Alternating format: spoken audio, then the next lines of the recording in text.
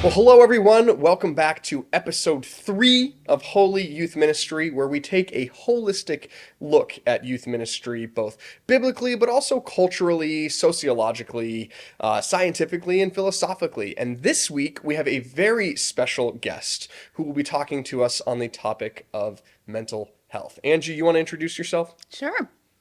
So, my name is Angie Gerard. I am first and foremost a wife and mom to 3 kids. But I also get to serve as the director of family ministry at a multi-site church here in the Metro Boston area. Um, but I also have an interest in mental health. I'm not a mental health expert by any means, but a few years ago I became certified to teach youth mental health first aid as an instructor. So that is what we're here to talk about today. Yeah, mental health first aid. Mm-hmm. It's so funny. We'd always talk about taking first aid classes. We always talk Mm-hmm. about CPR, but oftentimes we don't really relate it to the mental health realm. Can you talk to us a little bit about mental health first aid, what Yeah. it's about? Yeah. So mental health first aid is really just for people who are adults over the age of 18 who are in my case, I teach the youth version of it. So these are for people who are working with people under the age of 18 and have concerns that maybe they're going to be working with students that or children who are struggling with their mental health. And it gives them a lot of tools and tricks. We go through an action plan, sort of like the ABCs, airway, breathing, circulation. Really? Yeah, we Cool. have an action plan called Algae, which we'll talk a little. I'm sure Yeah. we'll talk Oh yeah. touch on a little bit today. But so it is a very practical class for those who are interested or who are working with young people who may be struggling with their mental health. And as we know, that's a big struggle of Yeah. And today's is it youth. and then, so we have, I mean, obviously we probably have it's for probably coaches, teachers, pastors, but also for probably for parents and caregivers as well, yes? I would say that parents is probably my biggest portion of people Yeah. who are interested in it. Yeah. Unfortunately, parents are also the ones that often tell me that by the time they've taken the class, Yeah. they wish they'd taken it a lot earlier. Sure. So that's what I would encourage all parents is that you should take the class before you think you need it. As a preventative, Yeah. well, I mean, again, not maybe not necessarily even as a preventative measure, but as something just knowing, especially with the increasing mental health struggles amongst adolescents, Yeah. that this is something that is definitely going to affect my child in one way or another. Especially because we know early intervention is such Yeah. a key determiner of getting help or how quickly you recover. So that's what this class is meant to do. It's to catch some of these, mental health challenges before they become, big problems. So, can you give us a 30,000 foot view of what mental health first aid gives to people? Yeah, so like I said, we talk about the signs and symptoms of mental health versus the signs and symptoms of adolescence. I joke in the class that You mean that my 12-year-old who suddenly is raging against right, me and hormonal might right, not be struggling with mental right. health? Yeah, my joke in the class. There's not a lot of jokes you can do in mental health first aid, but one of them is adolescence in and of itself is not a mental illness. There would be plenty of parents who would disagree, Right, though. right. As I trust me, I have 3 kids. 2 of them are through adolescence. One is still there, so I Yeah. get it. But so we talk about signs and symptoms. The Algae Action Plan is we are assessing for risk of suicide or harm Yeah. always. L is we practice good listening and how we talk about how do we ask questions, how do we listen well to our kids and students so that we are really picking up on what the struggle is. G stands for give reassurance and information. And then encourage self-help and other support strategies and Yeah. encourage professional help.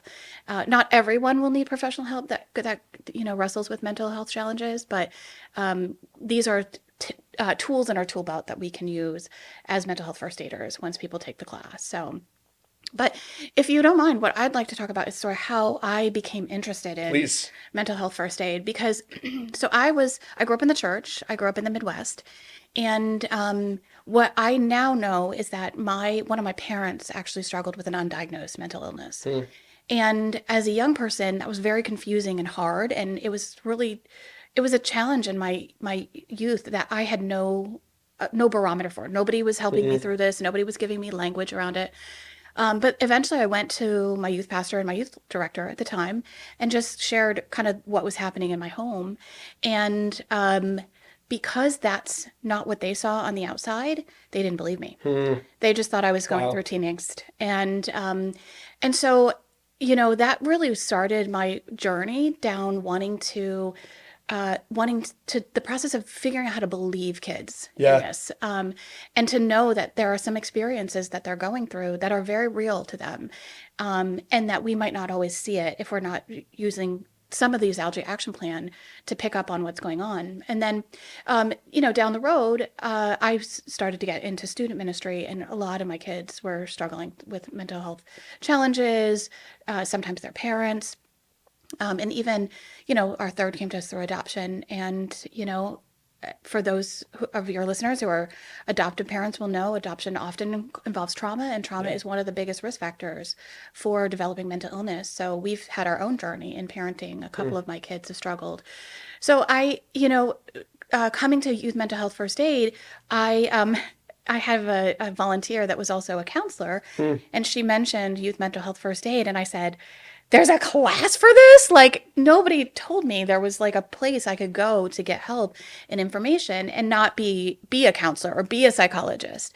And so I started looking around to take the class myself. There was no classes that were within an hour drive of my house and my work.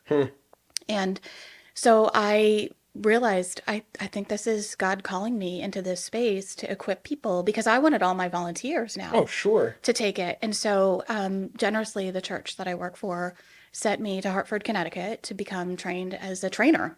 And so now I've had the blessing of training over 120 people Oh, that's amazing. in Youth Mental Health First Aid in the last 5 years. So this all happened, of course, in 2019 is when I took my training in October.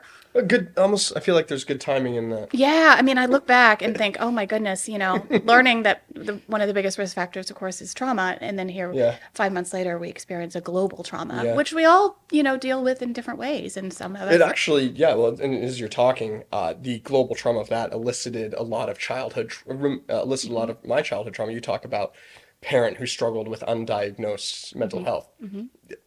I did as well. And so when my anxiety and depression was diagnosed in, I think, June of 2020, I got to go back and realize just how much my mother's mental health struggles had an effect on me. So it's just really interesting you share your origins and my fascination with mental health coming about almost pretty much exactly the same reason why you are so fascinated with mental health and its effect. and we're so fortunate. I recognize that, my mom who struggled with mental health, I mean, we didn't talk about those things back in those days.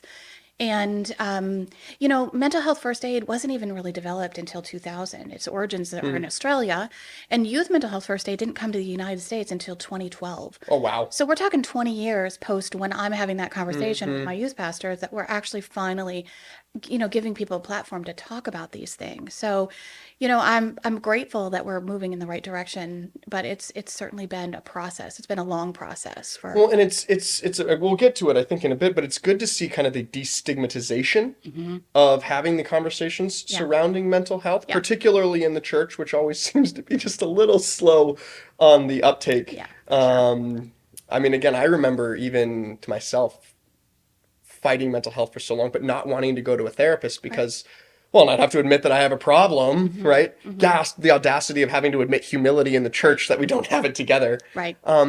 But two, feeling to myself, well, I'm praying, I love Jesus, but yet I'm still being crushed. Right. And now I've come to this point where I very openly say it's okay to have Jesus and a therapist. Yeah. Yeah. I think that's been sort of a misfire on the part of the church, is that we've made mental health challenges a spiritual problem. We've tried to tell people, well, if you pray more, we throw Bible verses at them instead of really addressing what's at hand, which is that there's a real medical, clinically diagnosable thing going on. Sometimes chemical imbalances in this person. And so, as the church, we've gotten better at it, but we still have a long way to go to not sort of, spiritualize a real medical issue. You wouldn't take somebody with diabetes and say, well, you should just pray that for that, and not to say that God doesn't provide healing, fix their blood sugar right? levels. Not at all. But that's not sort of our go-to in the same way that it's been for mental health challenges and mental illness. So, yeah. Well, and I think too, and again, you walked through, did you ever struggle personally, depression, anxiety? Did you ever like touch on that? I mean, I know that's a personal Yeah, thing to no, no, say. it's a great Um, question. but I know that my effectiveness when it comes to ministry Hmm. was enhanced Hmm. after having walked through it myself. Hmm. To be like, oh, okay, I've actually experienced this. This really is an issue. Hmm. And that also kind of brought about to my desire to come alongside of those and encourage those and equip Yeah. those to help those struggling with mental health. Yeah. Yeah, so my personal journey, I'm very fortunate that I haven't had a significant experience with mental health or mental illness. I did have postpartum depression after Yeah. the birth of my first child, which I didn't really recognize at the time, even though I had kind of grown up in this environment Yeah. where mental illness was prevalent. Um, but two of my three kids struggle with mental health challenges. So one of the perspectives that I have to offer is, you know, is as a director of a ministry working so closely with parents, when kids are struggling, I can enter into that space of knowing that your kids are struggling and how Yeah. hard that is. Yeah. So I feel that that has really increased my ability to minister to parents in that Good. space for sure. And I am grateful in hindsight that I did have that experience of the postpartum, depression, because it did give me a framework for what people were actually experiencing Yeah. when they talk about depression or anxiety or those sort of That's not things. something you're making up or you're pulling. Like I Right. can see how and why you're Yeah. experiencing And what you're I'll going. I'll go on record saying that I think everyone should be getting counseling, No. regardless of any diagnosable. I remember telling somebody once, yeah, my wife Kelsey and I are going to marriage counseling. They go, Oh, what's wrong? you're in counseling for your marriage? And to which I responded, oh, your marriage is perfect? Yeah, right, You right. know? Yeah. So I think that, we should be using these tools that God gave us to, always be working on our Yeah, mental health, good, bad, or indifferent. So, yeah, that's so that my experience is really, especially on the parental side, good. watching a kid And, struggle. and and so I wanted to ask you a little bit, kind of going more specific. You and I both work with teenagers. Mhm. In what ways do we as adults often get it wrong when it comes to teenagers and their mental health? Yeah. We address this a lot in the mental health first aid class, especially when it comes to listening. We're so quick to solve problems. Hmm. We're so quick. Some of us want to dismiss it because if we don't talk about it, then we don't have to try to Yeah, resolve it. sure. So I think, getting better at listening, asking people about their experiences and not, trying to have to solve and fix that right away. But the flip side is true. Just because a kid is having a bad day doesn't mean that they have a mental illness. So just really being that stable force in their life, in a time of tumultuous change, a time Hmm. of great instability. And of course, the more significant, when you take into account all the different, factors in their home life or their school life. Do they Hmm. struggle in school? Do they struggle with relationships? Just being that constant stable for them. We talk about reassurance is hope with facts. Hmm. So, That's really cool. yeah, not promising things that you can't deliver. But you can say you won't always feel this way. Like, because that's true, right? You're not always going to feel that way. Um, and just really providing that hope, which is what I believe we as the church are meant to do for people, Yeah. right? We are hope bringers. Oh yeah. And that's a lot of the work that I really encourage in people. I teach this mental health first aid course. It's not a religious based course at all. But when I teach it to, religious organizations, churches, that sort of thing, I often will talk about my faith and how Yeah. how this intersects and Hmm. how we really, this is what we're called to in Oh yeah. Scripture. Jesus talks about loving him with our heart, soul, and mind and strength, and loving others as ourselves. Well, to me, that's like this in one package, right? We Hmm. we not only acknowledge that we are multifaceted beings, but we love others by Hmm. recognizing their multifacetedness. Yeah. It's just and again as you're speaking and I'm realizing again the reassurance of faith.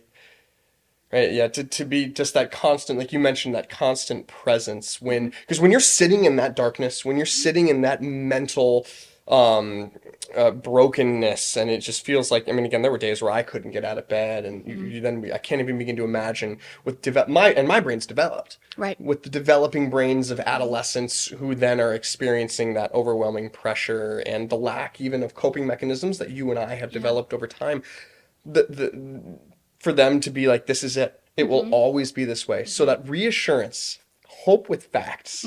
I love that, Angie. That's really, really cool. Yeah, sometimes, at that very end of our mental health first aid, I learned this little acronym of HOPE, HOPE, hold on, pain ends. And just that reminder that, it's really about persevering through the pain. It's not about wishing it away. It's about believing that if you do the work, that you will come to a place in a space where you will be healthy again. Yeah. And like you mentioned, now you have a new platform for how you minister to people, how you relate to people. It may inform your passions. A lot of students, I just see them going on to do really incredible things in the world of well-being and mental health. Psychology even too. Yeah, Yep. yeah. Because this is how God informs our passions. Yeah. Sometimes it's our struggles that really push us to do something, good with what we've come out on the other side Yeah. with. I have one student actually at Cedarville right now studying to be a counselor because of their struggles Yeah. with mental health. And Yeah. it's cool. Yeah. So what do teenagers need to hear from us? You'd mentioned reassurance. Is there anything else that we can offer them in the deepest, darkest pain? What else can we be doing as adults? Yeah. Well, I can honestly, whether it's, I make very little, if any, money, and sometimes I lose money teaching youth mental health first aid. It's sort of a passion project for me. So I recommend this not because I have any benefit, but people should take mental health first aid or use mental health first aid. There will be a link in this video. Because you get for a lot of things. That action plan that we go through gives you a lot of really practical tips on, what to say, what not to say, but so one of the things that's really important, I think, for your listeners to know is we talk about risk factors. I mentioned trauma is the highest risk factor when it comes to, it's almost always a part of people's mental health challenges. But there's something called protective factors too. And protective factors are those things that sort of guard against a trauma or difficult things in life becoming mental health challenges or mental illness. And the strongest one is a trusted adult. Which we provide in our student ministry. So your presence as an adult with a young person is the best thing that you could provide. And just to be present with them and ask them questions, just care about. show up.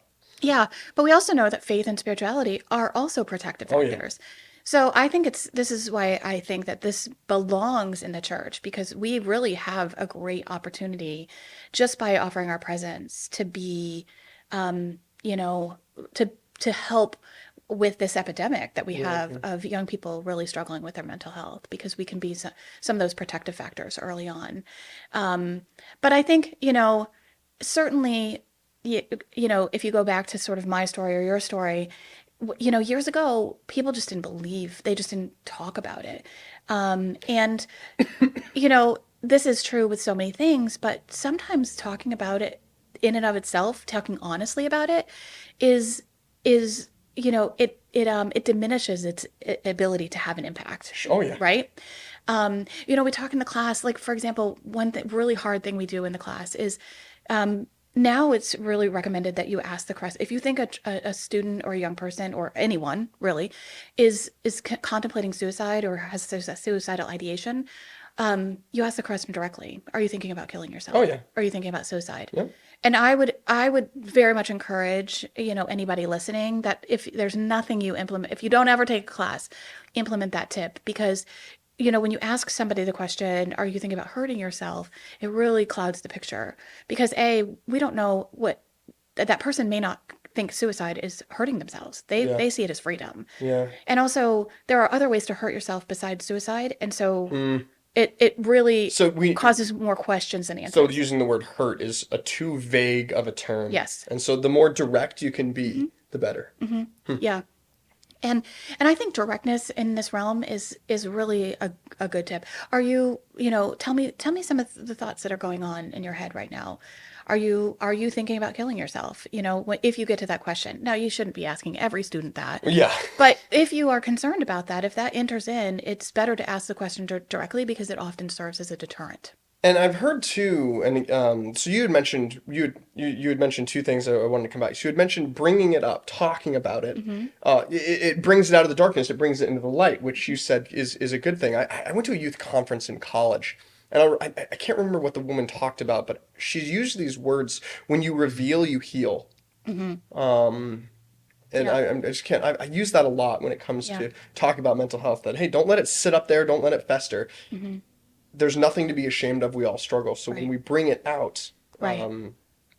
And that's and one of the important. things I would caution somebody like yourself or myself have had experience in this, um, be careful about not making it about you. You can certainly share some of your lived experience, but I would say get in and get out Yep. really quick, because very quickly it can become all about you, and then it's no longer about that young Yeah. person that you're serving. The other thing too to avoid is avoid phrases, dogmatic phrases like, I know exactly how you feel. Yeah. We don't know exactly how anyone feels. So those are some things, some of the language that we use is actually really important. And also you mentioned right out of the beginning, one of the most important things that we do in the class is that we try to tear down any stigma that Yeah. are around mental health or mental illness. And so really just coming out and saying like, this is a real thing. Your feelings are very real, and I want to help you work I through some of believe that. you. I believe you. Yeah, three powerful words. And when you had mentioned, and I've heard it said too, and you can correct me if this is no longer true, but are you thinking about killing yourself? And then asking the question, do you have a plan? Mm-hmm. Is that also part, can that Mm-hmm. also be part of the process? Is that a helpful thing to ask and just in terms of Yeah. really being a deterrent? Yeah. Yeah. So we ask this question and we practice this question in the class.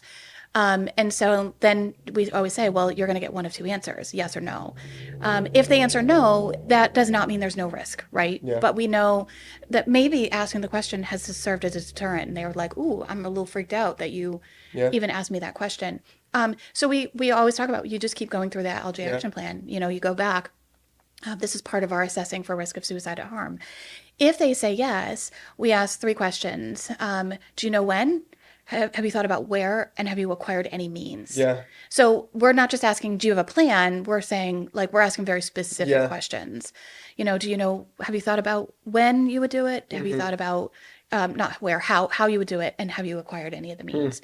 And even if they say no to any of those questions, again, it doesn't mean there's more risk, but if they say yes to any of the questions, that becomes a more emergent situation because we know that they're in the throes of actually Yeah. making that happen. Yeah. Well, Good again, question. that's well, again, it's just so helpful again because I know so many people who just feel lost Hmm. when it comes to this conversation of what do I do? Hmm. And so again, I think again offering just those practical things, Angie, thank you. Yeah, the thing I would encourage people too. So, some of the data around mental health, mental illness, and some of these things are pretty interesting, and they really give us they show how important it is for us who are working with young people to really think about these things in advance. So, for example, 1 in 5 people, this is both young people and adults, wrestle with mental illness, and but 50% of those people who are diagnosed with mental illness are diagnosed before the age of 14. Hmm. 75% before the age of 24. Wow. So that really, for our student and young adult ministries, it really shows the importance of educating ourselves. And also, I would advocate that if there are lead pastors that are hearing this, like talk to your student and young adult pastors and leaders about how you can equip them to better Hmm. serve that population because we know we are often, the people on the front lines of mental health. But suicide is the second leading cause of death in the people between the ages of 11 and 34. So, and that's second only to accidents, which Access. is pretty broad Yeah. category when you think about it. So, yeah, so it's really important that we do think about our language. We think about being direct with our students because we know Yeah. these are real issues that they're experiencing. But I think too, I mean, again, especially we're working with Gen Z, they value honesty and authenticity, Mm-hmm. and our willingness to be direct with them shows that we care. Mm-hmm. Yeah. And so I think maybe to a degree that even might encourage them to be open and real with us because we're willing to be authentic. Yeah. And a subpopulation, I don't know about you, but a subpopulation that has sort of emerged as this is friends who are supporting friends who have, mental health challenges. Interesting. I actually didn't know that at all. Yeah. Just in terms of my work, kids will come to me and talk about, a friend who's really struggling with mental illness and, or mental health challenges and not know how to help them. Yeah. And so my And that's mental a health, burden on a young person yeah, too. it really is. And some of my training has informed how I work with them, but it really is mental health first aid, or the National Council for Mental Well-being, who oversees mental health first aid. They've actually come out with a teen curriculum that's now taught sometimes in schools or in after schools, YMCA's, that sort of thing.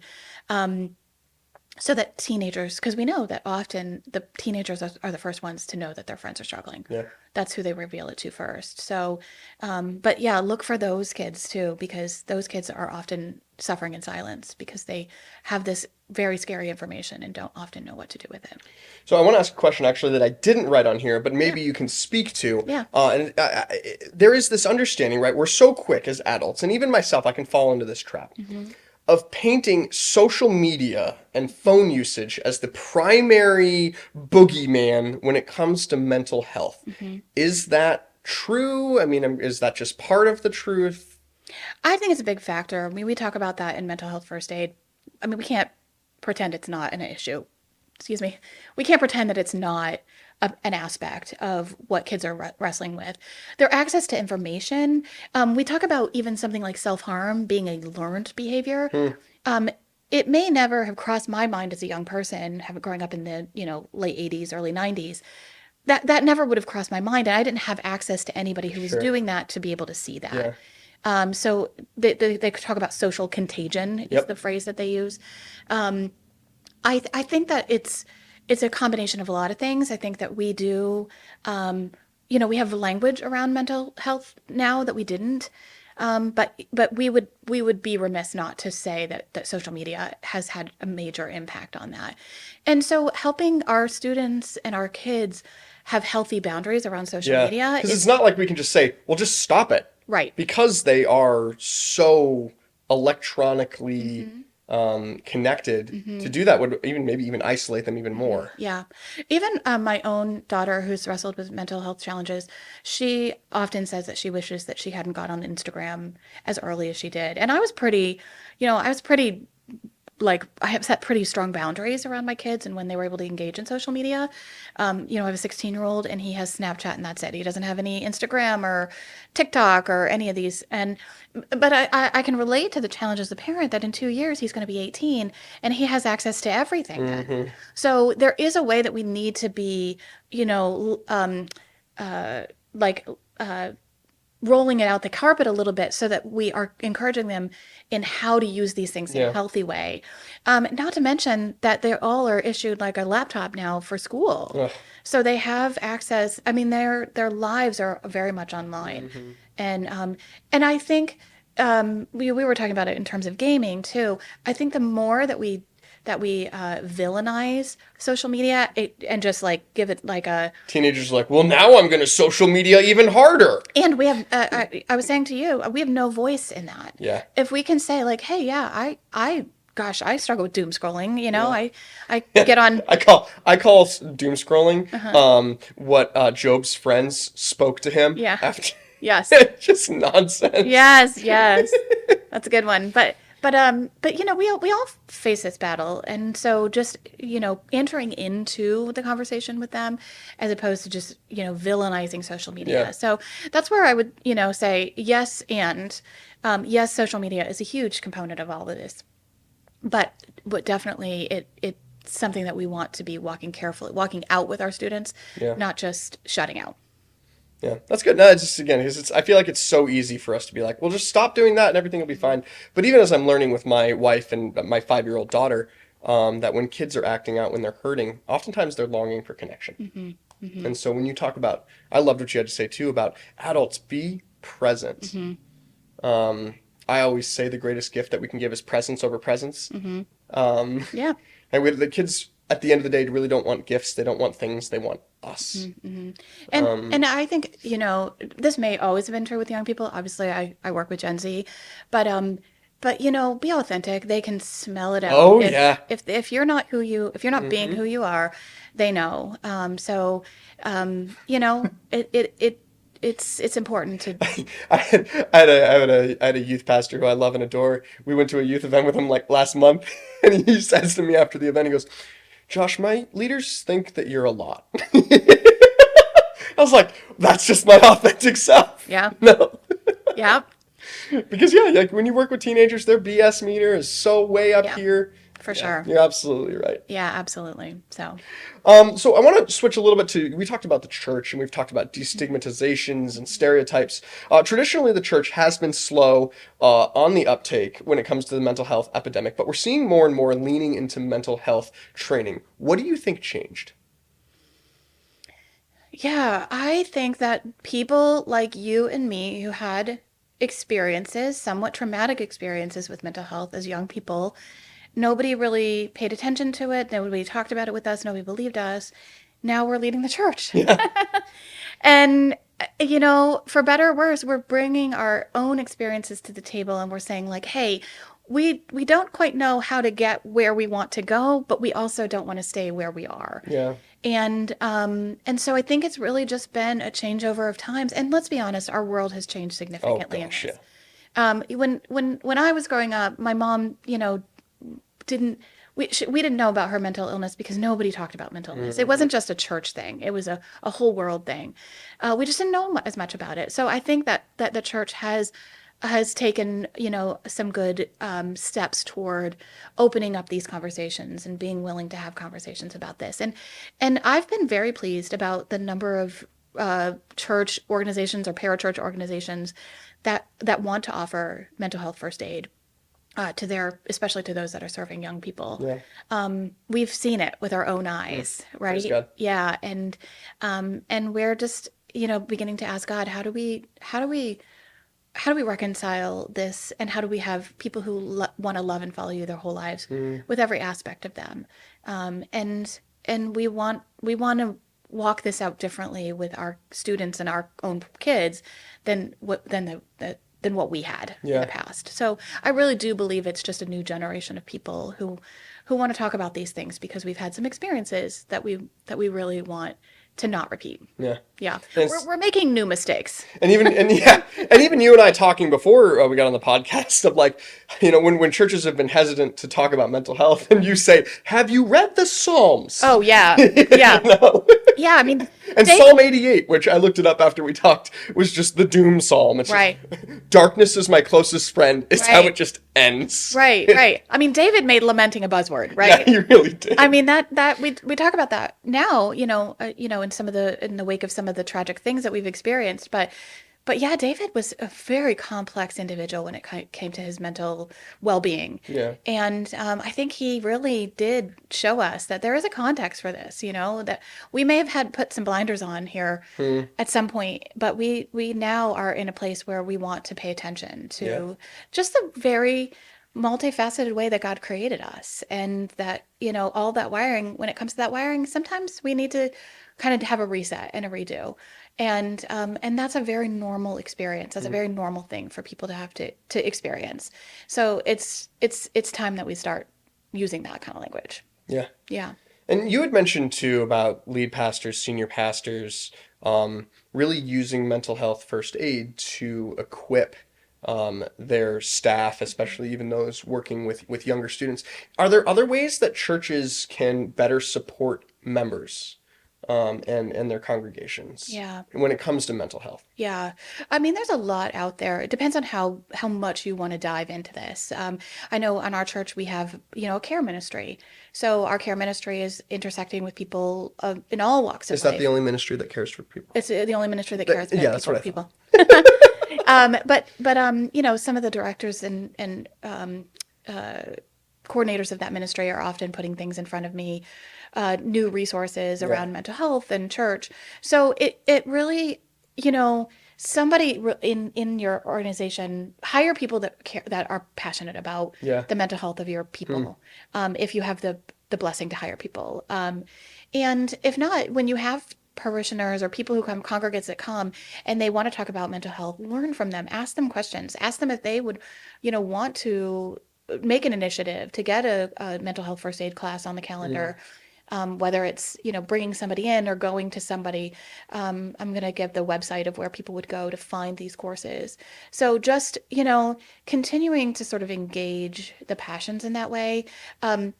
We use Orange curriculum for our for our not our student curriculum anymore, but our kids curriculum, and they have some new resources around Oh, mental cool. health and anxiety. Nice. There's some good stuff that's coming out now about these about these challenges that our young people are facing. So just taking that seriously and making sure that becomes a part of the conversation when you're talking about just the health and well-being of your churchgoers Yeah. in general. And I have we have some licensed therapists who attend our church. One of them just put together a list of all of the Yes.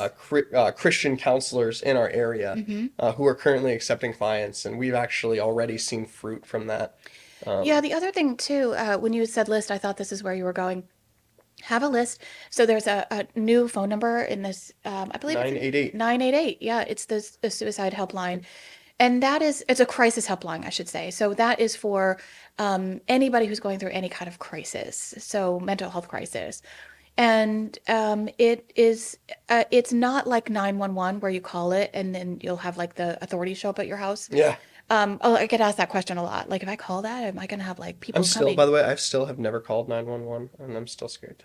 You've never called 911? Never called 911. Wow.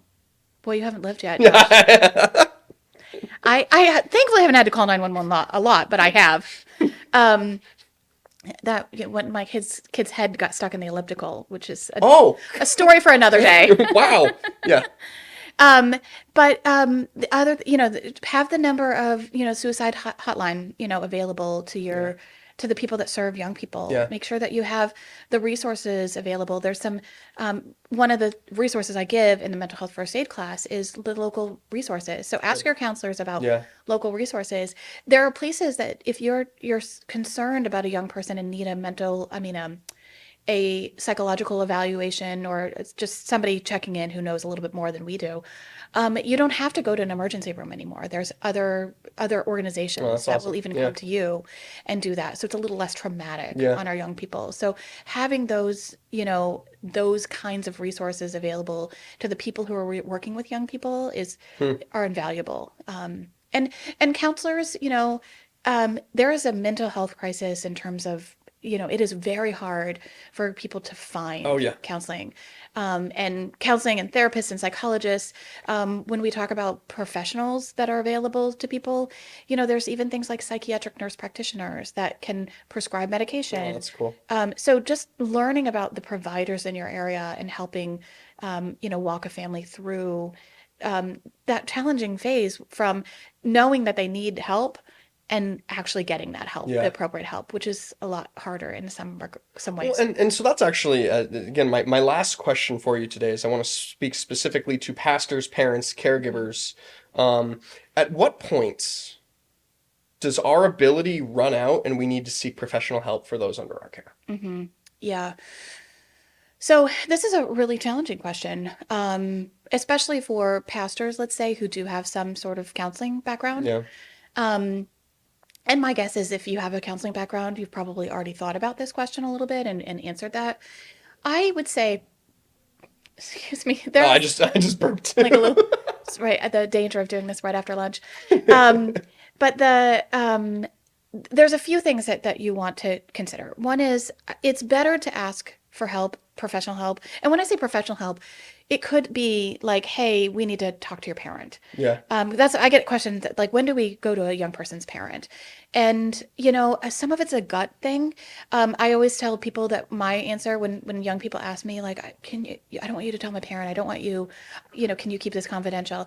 I always say, I can keep things confidential until I'm concerned about your Yeah. well-being. If I become concerned about your well-being, all bets are off. I think the thing I've said is, if your life is in danger, if someone else's life is in danger, and then I say the third one, unless there's a threat to national security, that usually gets a good laugh out Yeah. of people. Yeah. Yeah. So I think that we have to be careful not to promise our young people that we Yeah, will I go for everything help. you say here stays between me. I don't say that. Yeah. I can't say that Yeah. anymore. Yeah, I think that we have to be careful about we can offer confidentiality for the things that are appropriate to be Yeah, confidential about, but I think that we have to be careful not to promise that we'll keep every single thing confidential because if we do become concerned yeah, about their life, if something's life-threatening, that all bets are off. Those yeah. that definitely requires reaching out for help. But even with a parent, of course, if you're, I think on some level it has to be a gut thing. Yeah. Everybody's going to have a different threshold of what they're comfortable with. Mm-hmm. I think I would rather ask for help sooner Yeah, and not, that's my default. yeah, and not get into a position where I think, oh, I should have asked for help before Yeah, we got to this point. So, err on the side of caution yeah. if you're going to err on a side. When I've worked with families who have young people, I always say if you are in a situation where you can't leave a room because you're concerned that Mm-hmm. there's going to be action taken, Yeah, that is not on you. Nobody wants to live with the consequences of having that person take that action just because you had to step out to use the bathroom or whatever yeah, whatever the situation is. So if you go and if you have a young person evaluated, let's say at the hospital for a mental health challenge, there will be somebody that stays there with you the whole time, because that's a burden. That's a huge burden to carry alone. So I think I sort of took a page from that book and realized if I'm ever in a situation like that, I should definitely be reaching out for yeah, help. So know your limitations. This is not about you. So if you are feeling like you're in over your head, this is a time to be asking for help. If you're a volunteer, then I would go to your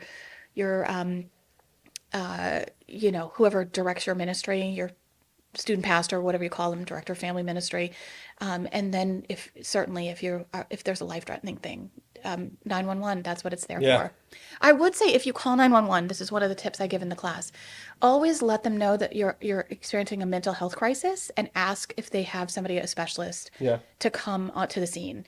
A lot of places do now have a social worker on their police departments or their fire departments or somewhere that gets dispatched in these scenarios. So if you know it's a known mental health crisis, then you should let them know that Yeah. when you make that call, so they can send the appropriate authorities. Because not everybody's trained in mental health. Mm-hmm. Even some of our uniformed officers and things, they don't necessarily know when they Mm-hmm. get there. They don't necessarily have any better tools than we have. So yeah, you want to get the right people there, the right help You involved. know, I always err on the side of caution, Hmm. and God doing what He does best of humbling me and kind Hmm. of tearing away my pride. I think when I first got started, I was like, I just want to help everyone, Right. but now, 12, gosh, is it 11, 12 years now in the ministry? Hmm.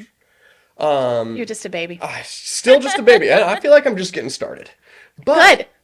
I'm sure your um, boss would be happy to hear that yeah, too. very happy.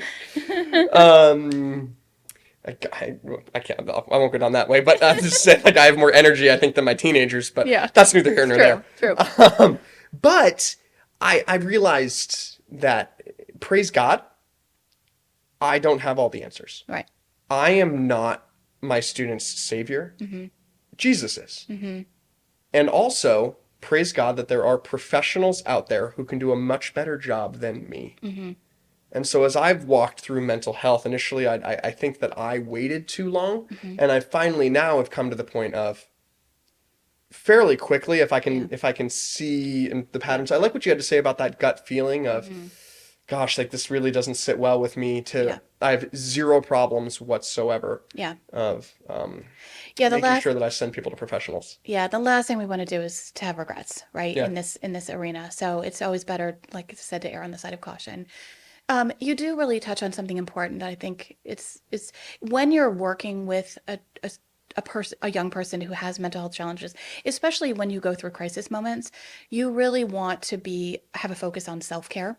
oh yeah, Um, Really, we want to be practicing self-care all the time, right? hmm, We don't want to wait till we experience a crisis to be practicing self-care.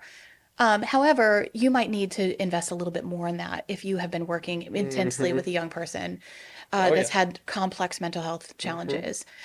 So I just want to make sure listeners hear that if you're in a place in a space where you've been at it for a little while, make sure you take a step back and It's you okay to feel exhausted and because just gasp, it's exhausting.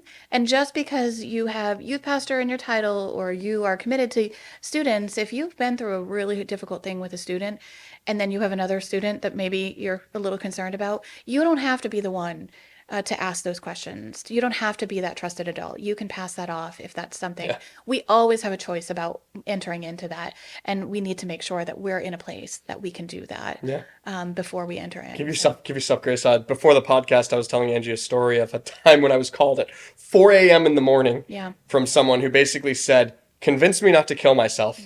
Yeah. And I took 2 hours to, again, get in contact with local authorities of the person who was in another state. Yeah. And by then I was so drained, it was 6 a.m. and I was like, I'm not working today. Right. So, Right. No, Yeah. that's the right thing to do. Know your limitations. yeah. Help where you can, pass it off to professionals, and then make sure you take care of yourself, Yeah. because the last thing we want is for you to go down, because these are really hard things. I mean, I get to the end of this like 6-hour class and like everybody looks like they've been run over by a truck because it's really hard to talk about these things, Yeah. and it's intense, right? These intense topics. And so, just transpose that to actual real life. I mean, we're not even dealing in most cases with something real life. Although, like I said, there are a lot of parents who are Yeah. in the thick of it. So that adds to the complexity of it. But yeah, so you just really have to make sure that keep an eye on yourself. And if you manage people who are walking through things with young people, help reflect that. Always give space and grace for self-care. Well, Angie, as we close up here, do you have any last thoughts, any last words? Again, we are going to put Angie's information into the podcast, and we'll put it underneath everything, so you know how to reach out to her. I will be talking with you after this to schedule you for mental first aid with us. But again, please, Angie is such a gifted individual on so many levels. She can do an incredible amount of work for you and your team, your church, your organization. So again. Angie, anything you want Yeah, to and say? it's Josh, I would just say thanks for your endorsement and your kind words. But the reality is I get to teach a really incredible curriculum. It's not about me. God has gifted me with communication, and I do. I love to communicate this coursework, but none of it was originated by me. I didn't write any of it. I didn't have any part of that. But it's just really, really important information to get out.